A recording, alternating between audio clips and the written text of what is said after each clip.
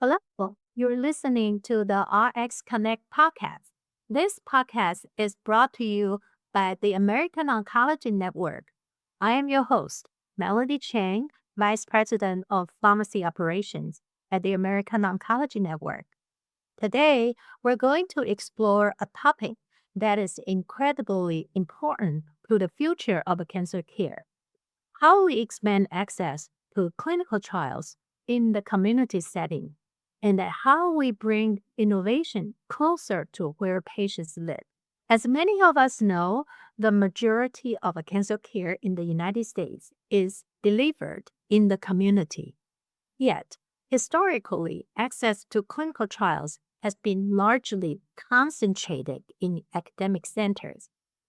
At American Oncology Network, we have been very focused on changing that, building a model that allows our patients to participate in cutting edge research without having to leave their local care teams.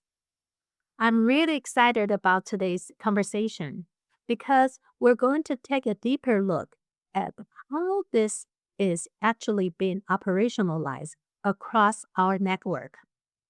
Join me today is someone who has been instrumental in making this vision a reality: Katie Goodman, Vice President of Clinical Research at the American Oncology Network. Katie, welcome to the podcast. Hi, Melody. Thank you so much for having me. Absolutely. Katie, you and I have known each other for more than 10 years, so it's really special to have you here. I'd love for you to introduce yourself to our listeners. Tell us a little bit about your background, your role at Aon, and how you got into clinical research. Thank you, Melody. Time flies when you're having fun. I can't believe it's been 10 years. I have, well, first of all, I'm a nurse by training, and I have over 30 years of experience in healthcare. I've really focused on oncology nursing and clinical research and program development.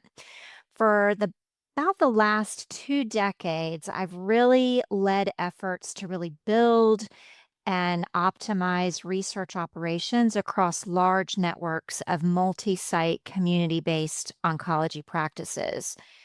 That basically means that I'm trying to support all of those people that do the hard work of identifying and enrolling and managing patients on clinical research, clinical trials in our practices.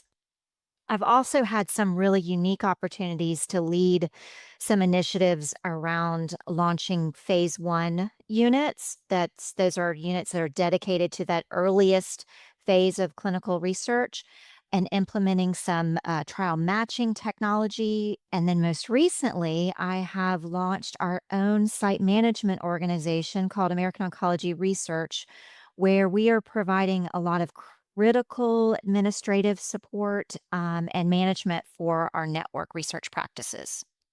Excellent.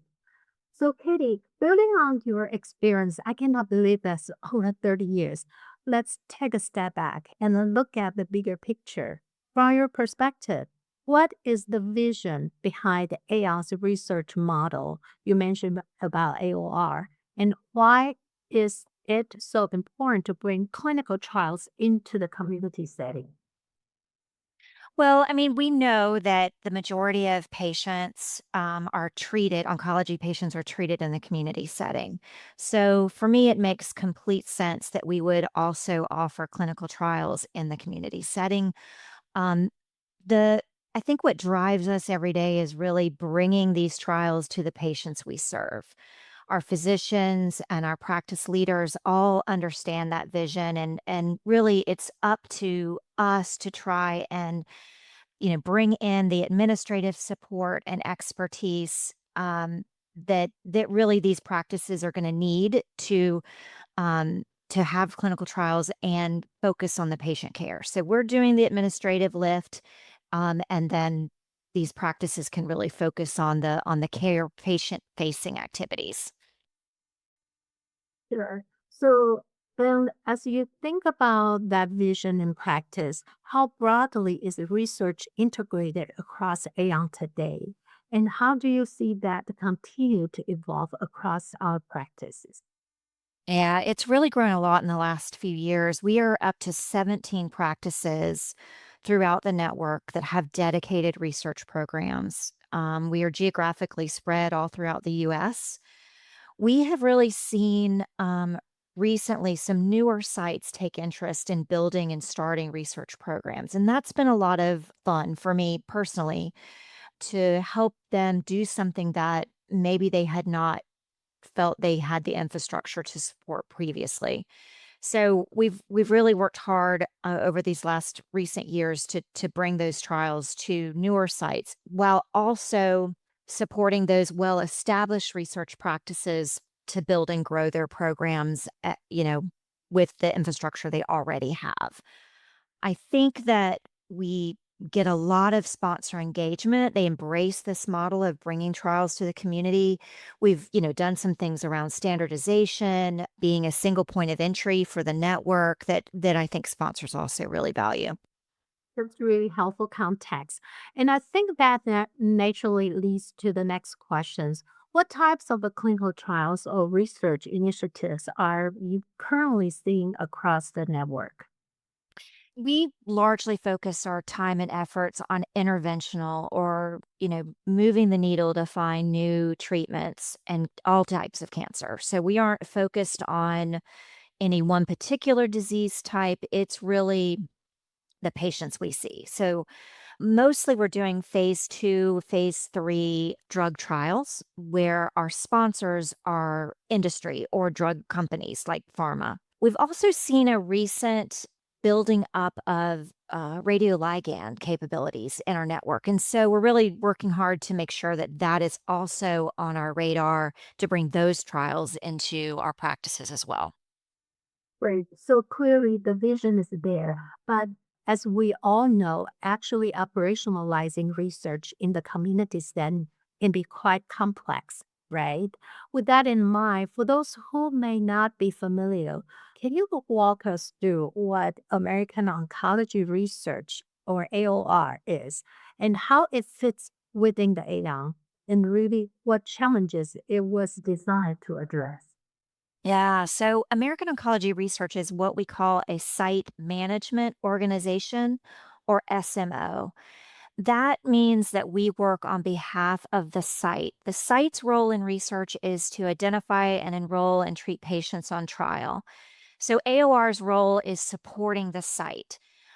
We had previously a lot of centralized services in our network. And what we did a year ago is shift those central services to this SMO model and then expand and build on it. The goal here is ease the administrative burden that research just has. We are a very heavily regulated industry, as we should be. And so AOR is really designed to ease that burden, help make it a little bit easier to run and add as many trials as a practice wants to have. And then we're also working to solve some of the local staffing challenges. So it's research is a bit can be a bit of a niche profession, and it's hard to find staff and, that can do all of the things that have to happen to run a clinical trial. And so AOR has a lot of the team that work on AOR are located all throughout the US. We're all remote workers, and we are supporting those practices no matter where they are. So we're solving, sort of these staffing challenges as well. So it looks like AOL provides a lot of services, a different type of services. You mentioned about like site the management, the patients recruitment, regulatory compliance support. Do you also provide the financial and legal services as well as the educations and the program leadership? Yeah, we try and, I think we have a roadmap that encompasses all of what you just shared. So we currently are doing what we call study activation services. That means the pharma companies come to us with their study lead, and then we do the work of, helping get the sites onboarded and joining that study. And then we're doing all of the regulatory submissions. Those are the IRBs or ethic review boards that have to, essentially approve all of the work that's going to happen in our clinics. There's a lot of documents that have to be submitted and signed and stored. And so there's a whole regulatory team that manages that. We also have a contracts and budgets team that are, negotiating those terms, making sure that we're getting the best budget we can for our sites and then collecting on it too. So we have accounting teams, finance teams that are, sending the invoices and making sure that the money is coming in for all of the work that happens at our practices. We're doing some data submissions team. So obviously we have to report how our patients are doing on these trials. We have dedicated data coordinators who are making sure that that gets submitted in a really timely manner. And then the central screening navigation is really a pretty exciting endeavor with some dedicated centralized screeners who are using our MEBA Partners technology platform to match patients and then surface them to our physicians and coordinators to really kind of help drive that enrollment to the trials. You mentioned quality in education, and we have a pretty exciting initiative coming forward in the next couple months around a partnership with a professional organization in research that is going to expand our research colleagues across the network's access to a lot of research training and certifications. So, really excited that that is also coming, and I'm sure there's more to come. Like every day, I feel like there's a new idea, something more that I wanna do. So I don't see an end in sight. It really sounds like a very, very comprehensive model. If you had to step back and summarize it, what would you say truly differentiates AOR from other research support models? Yeah, we have this built-in amazing network of oncology practices that are staffed with all kinds of oncology professionals and providers who know and care about their patients. So when a sponsor comes to us looking for a site, we have this amazing network that we help match to these different trials. I think our screening navigation services are also pretty unique by, some of the trial matching technology that we're using and helping to sort of usher that process forward. That really helps to kind of, use data-driven results to support enrollment and making sure we're putting the right patient on the right trial and the right trial and the right practice. All of that does make us unique. So let's shift gears and talk about pharmacy, which is obviously very close near to my heart. What role do you see the pharmacy team played in supporting clinical research across the American Oncology Network? Oh, the pharmacy team is such a critical piece in delivering care on these trials. So every single investigational product that goes in our clinics and ultimately delivered to our patients is touched by our pharmacy colleagues. So it is really important that our research coordinators are collaborating with our pharmacy colleagues. They, need to be making sure that they have access to the materials and the directions that they need in order to, mix and prepare these products. So accuracy and sort of preparing that and administering it is such an important role in this big picture of determining ultimately if these drugs, go to the FDA and are approved in the future. So that is, I just can't even overstate how important that is.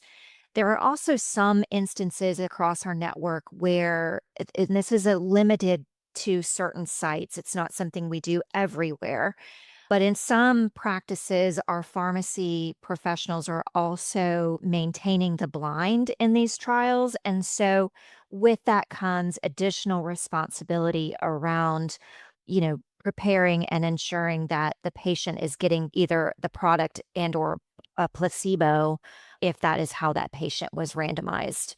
So that is another set of responsibilities that's, like I said, limited to certain locations, but also extremely important that it be delivered with great accuracy. I'm glad to hear that. And as we think about how all of this continue to evolve, where do you see the future of a clinical research in community oncology over the next 3 to 5 years? I really think we'll continue to expand access to the community. Really, patients are demanding, they want access, they need access close to home. So I do see a real shift in pharma accepting that model and embracing that model. They want the trials to come to the community. They know that with that comes also access to underserved patient populations that have traditionally not participated in clinical trials. And that's very important to have the trials represent the patient diversity that will ultimately receive that drug in the future. So they know in order to get that, they've got to come to the community. I will also say that we see pharma is increasingly designing trials that can be managed in a community setting. So more and more trials are shifting in time to a model that can be managed by us rather than a hospital setting per se. Yes, I think that's extremely important. And that maybe to close on a more personal note, what excites you most about the work AOR is doing today?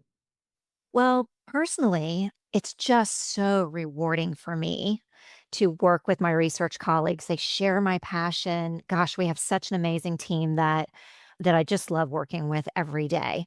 They work so hard to bring trials to the patients we serve and they live and breathe that. And so that's really fun for me personally. I think there's really no better feeling if you work in research to see a drug that you played a role in developing kind of cross that finish line and get that FDA approval. Because really what that means is you've taken that opportunity and the little piece of it that you had ultimately will help so many more patients in the future because it really is about developing that drug and ultimately reaching just, an endless number of patients in the future. So those are the things that motivate me every day, keep me coming to work. And it's just so fun to share that with everyone. Thank you so much, Katie. I'm so excited to see my friend and great colleagues are leading this research program for American Oncology Network. And thank you so much for joining us today and for sharing your insights. What really stands out from this conversation is how AOR and AOM has been so focused on not just expanding the access to clinical trials, but also building the infrastructures needed to support that in a meaningful and sustainable way. That's how we see the AOR is created. At the end of the day, this is really about making sure patients can access innovative therapies close to home without having to leave their communities or their care teams. We truly appreciate the work you and your team are doing to advance clinical research in the community setting. And thank you to our listeners for joining us on the RXConnect podcast today. We look forward to bringing you more conversation focused on advanced oncology care, improving patients' outcome. Thank you.